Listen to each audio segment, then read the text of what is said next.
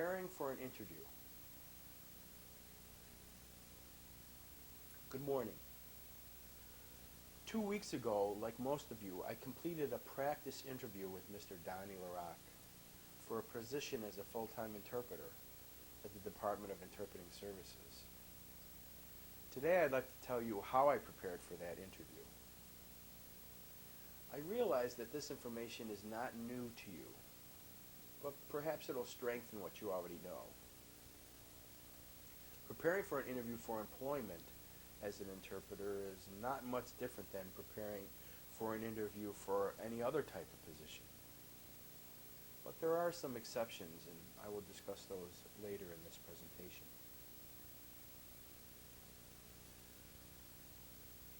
First, it's important to know some information about the position for which you are applying. This means you must read the job description. Read it carefully and make sure you understand and can explain the duties stated. You don't have to remember every detail, but it is important to know the major responsibilities of the position. I have a confession to make. Although I read the job description, for some reason I did not expect Mr. Larock to ask me about it. Later, when I looked at my videotaped version, I tried to see if I could find any hint of surprise in my eyes when he said, "I'm assuming you've read the job description." And I answered with confidence, "Yes, I have." "Well, can you explain it to me?" Wow, he took me by surprise, but I knew enough to explain the major points.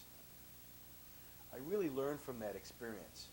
Know the job description well enough so you can explain it easily. It's also important to have some knowledge about the company or organization to which you are applying. To do this, I interviewed several interpreters who work at the Department of Interpreting Services to learn more about their jobs. I asked them questions such as, what is a typical day like? Or, what do you like best about working at DIS? I also asked about the interview process. I also asked what skills, interpreting or other kinds of skills, a person applying for this job needs. I then had some basic knowledge about DIS, and I found this research helped me a great deal. Another important thing to know is exactly where you will have your interview. Be sure you get good directions to the location. And if you're not sure where it is, drive there a day or two before the interview. You don't need the extra stress of getting lost or being late. I think you would agree that looking stressed or being late does not make a good impression on a prospective employer. Speaking of good impressions, be sure to be pleasant to everyone you meet, from the people you meet in the elevator to the receptionist. You never know who you might have met on your way to the interview. Perhaps it was a coworker of the person about to interview you. He or she might be asked for an informal opinion about you. You never know. It could have a positive effect on your interview. I find, too, that if I arrive with a pleasant attitude, people respond in the same manner, and I feel relaxed and ready for the interview.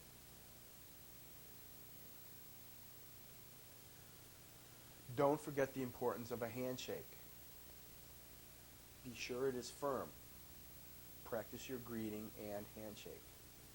A pleasant smile and a firm handshake is a good start to the interview.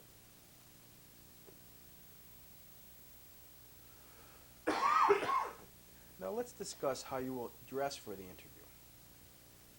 This is where it's a little bit different for a person applying for a job as a sign language interpreter. In general, for any interview, you'll want to dress conservatively. You'll want to make sure that your clothes are neat and clean. Don't wear excessive jewelry, perfume, or cologne. Or for the ladies, too much makeup. Sometimes I wear something like a small distinctive pit. Nothing large, just enough to physically distinguish myself from the other applicants.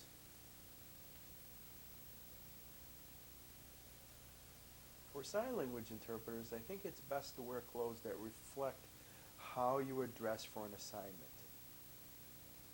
Colors that provide contrast with your skin color are best. If you demonstrate at the interview how you will dress on the job, I think that this will impress the interviewer.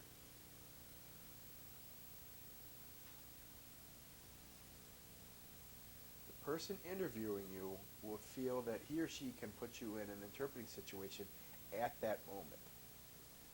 Oh, and before I forget, make sure that your hair is off your face. All of the above are very important for interpreters.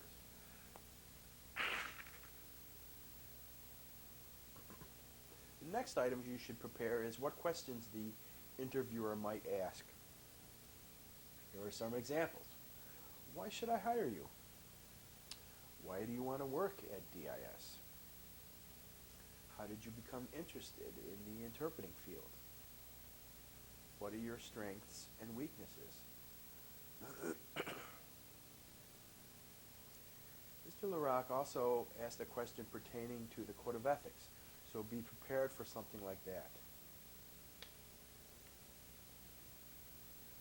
You should also be prepared for questions for the interviewer. If you are like me, you'll have some questions. Be sure that your initial questions are not about salary or benefits. Focus on the interests you have in working for the organization. Ask questions referring to how you can grow with the organization. For example, I asked how the mentorship program works. That question shows that I'm interested in professional development. I also asked about preparing for assignments. For example, does DIS have funds available to buy books required for the courses for which I would be interpreting? This question shows that I'm interested in preparing for those classes so I can do a better job interpreting.